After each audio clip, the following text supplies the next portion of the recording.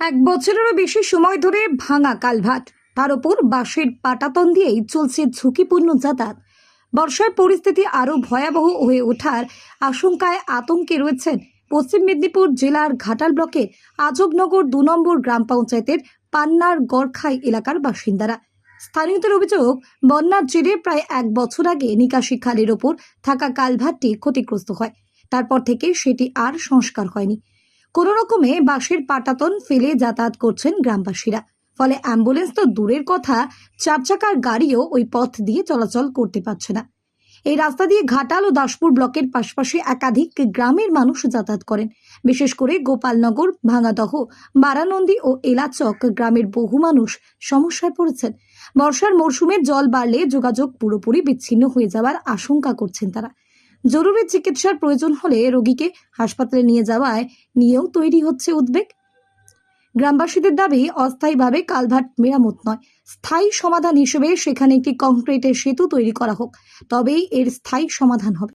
গ্রামের রাতভির দিনে রাতে যদি কোনো রকম অসুবিধা হয়, না আছে নদী ওই পারে পারাপারের ব্যবস্থা, ওই নৌকা আছে, নৌকা নদীর ওই পারে রাতভিতে কাকে ডাকবো, কীভাবে পেরাবো? আর এই রকম এই বন্যার জল, এই তো এখন আপনার আষাঢ় মাস থেকে এটা একবারে প্রায় ভাদ্র মাস আশ্বিন মাস পর্যন্ত জল থাকে। তো কী দুর্ভিক্ষের দিনে এই ছোটো নৌকায় করে যাতায়াত পারাপার হয়, তা আবার সময়ে পাওয়া যায় না। যদি গ্রামের কারো রকম কোনো কিছু অসুবিধা হয়, গ্রামেই মারা যাবে, বেরোতে পারবে না। কতগুলো গ্রাম আছে এখানে গ্রাম আছে অন্তত 10-12খানা গ্রামের লোক প্রায়। সামনাসামনি মেনলি বিশেষ করে অন্তত 4টা গ্রামের লোকের প্রচুরই অসুবিধা।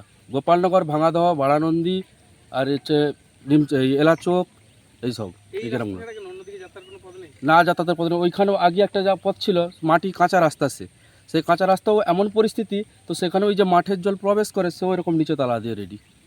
এখন কি চাইছেন? এখন চাইছে এটা কংক্রিটের ব্রিজ হোক, যাতে আমাদের যাতায়াতের অসুবিধা না হয়, গ্রামের মানুষ যেন পরিষেবা ভালো পায়। এক তো আমাদের নয়ের এক অজবনগর অঞ্চল এই গ্রামেই পড়ছে, এবং বিডিও অফিস, আমাদের ঘাটাল যাতায়াত বলুন, যে কোনো সব আমাদের এই পাশেই। নদীর ওই পারে তো আমাদের পেরানোর কোনো ব্যবস্থা নেই, না কোনো পাকার ব্রিজ আছে, সেই ঘাটাল ছাড়া কোনো ব্রিজ নেই। যাচ্ছেন? আমাদের বাড়ি ভাঙাতে পান্নায়। হ্যাঁ, এইটা ছাড়া কি যাতায়াতের কোনো না রাস্তা না নেই? না না, কতদিন ধরে এই পরিস্থিতি? পরিস্থিতি প্রায় অনেক দিন। কি ধরনের কষ্ট হয় যাতায়াতের ক্ষেত্রে? তো বন্যা চলে এলে এটা ডুবে গেলে আর যাতায়াতের কষ্ট হয় প্রচুর, যাওয়া যায়নি। এটা তো অনেক দিন আগে ভেঙে গিয়েছে, হ্যাঁ, এখনো মেরামত হয়নি। এখন হয়নি। কি চাইছেন? নতুন করে যদি একটা পোল করে দিত। আমরা এই জল বাড়লে এখান থেকে একটু যাতায়াতের অসুবিধে হয়, বা এই তা বাদে আর তেমন কিছু না। আপনাদের বাড়ি কোথায়, যাচ্ছেন কোথায়? আমাদের বাড়ি হচ্ছে যে আনন্দগড়। আমরা এমএলএ সাহেবের সাথে একটু দেখা করতে যাচ্ছি। দ্বিতীয় অন্য কোনো রাস্তা নেই না? অনেক ঘুরে পড়তে আসতে। দ্বিতীয় বলতে এমএলএ বাবুর বাড়ি এখানে যাওয়া যায়, কিন্তু সেখানে কাদা, সেখানে নাকি যাওয়া যায় না লোকজন বলছে। আরো খারাপ। সেটা আমরা জানি না, তো বললো এই দিক দিয়ে গেলে এই দিক দিয়েই ভালো মোটামুটি রাস্তা, পিচ রাস্তা পাবেন, তো সেই জন্য এদিক দিয়েই যাচ্ছি। কি চাইছেন? এটা কি মেরামত হলে ভালো হয়? হ্যাঁ, অবশ্যই। মেরামত হলে তো অবশ্যই ভালো। মেরামত হলে তো অবশ্যই ভালো লাগবে বা ভালো হবে। গ্রামবাসীদের দাবি মেনে দ্রুত সমস্যা সমাধানের আশ্বাস দিয়েছেন ঘাটালের বিজেপি বিধায়ক শীতল কপাট। তবে ওই কালভার্টের বর্তমান অবস্থার জন্য প্রাক্তন শাসক দল তৃণমূল কংগ্রেসকেই দায়ী করেছেন তিনি। গড়খাইয়ের অবস্থাটা এতটা খারাপ ছিল না, তৃণমূল পরিকল্পনা করেছে। কারণ যখন প্রধানমন্ত্রী সড়ক যোজনা হয় রানীবাজার থেকে ভাঙাদহ পর্যন্ত, তো সেই সময় ওখানে একটা কাঠের ব্রিজ ছিল। নেতারা তখনকার সময় যিনি এখন বর্তমানে প্রাক্তন এমএলএ শঙ্করবাবু, তিনি নিজেও প্রতিশ্রুতি দিলেন যে এটা কংক্রিটের ব্রিজ হবে। ব্রিজ তো দূরের কথা, কাঠের ব্রিজ তো চলে গেল, কোনো রকম কিছু হলো না।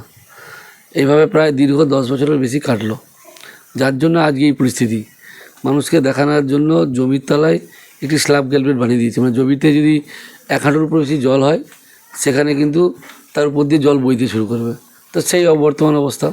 তো এরপরেও আমরা আমাদের পক্ষ থেকে আমরা জেলার ইঞ্জিনিয়ার, আমাদের ব্লকের ইঞ্জিনিয়ার নিয়ে এসেছিলাম যাতে এটা কংক্রিট করা যায়। তো সেই জায়গায় আমাদের সরকারের বয়স 3 মাস হতে যাচ্ছে, আমরা একসঙ্গে সবগুলো করতে পারিনি, তবে আমাদের পরিকল্পনায় ধরা আছে। আশা করছি বিগত বছরে আমরা এটা মানে এই যোগাযোগ যে বিচ্ছিন্ন অবস্থা রয়েছে, সেটা আমরা মানুষের জন্য কোনো না কোনো একটা প্রসেসে কোনো না কিছু হবে, সেই জন্য আমরা দুরকম প্রস্তুতি নিয়েছি। একটা কংক্রিটের ব্রিজ, একটা হচ্ছে লোহার ব্রিজ। দুটোর মধ্যে একটা করবো, যে লোহার ব্রিজ যদি হয়ে যায় সেই ব্রিজে ভারী গাড়িও যাতে 4 চাকা যাতায়াত করতে পারে, আর নতুবা কংক্রিট ব্রিজ হবেই, সেরকম একটা পরিকল্পনা নিয়ে স্টিমেট করে পাঠানো হয়েছে। এবার একটু সময় তো লাগবেই, শুধু গড়খাই নয় ওরা পশ্চিমবাংলার অবস্থা এরকম, ঘাটালের অবস্থা এরকম। এই যে রাস্তা দিকে আপনারা এলেন বড়দা থেকে পান্না, সেই রাস্তার অবস্থা খারাপ। এরকম অনেকগুলো রাস্তা আছে, সেগুলো আমরা ধরেছি, আস্তে আস্তে হবে।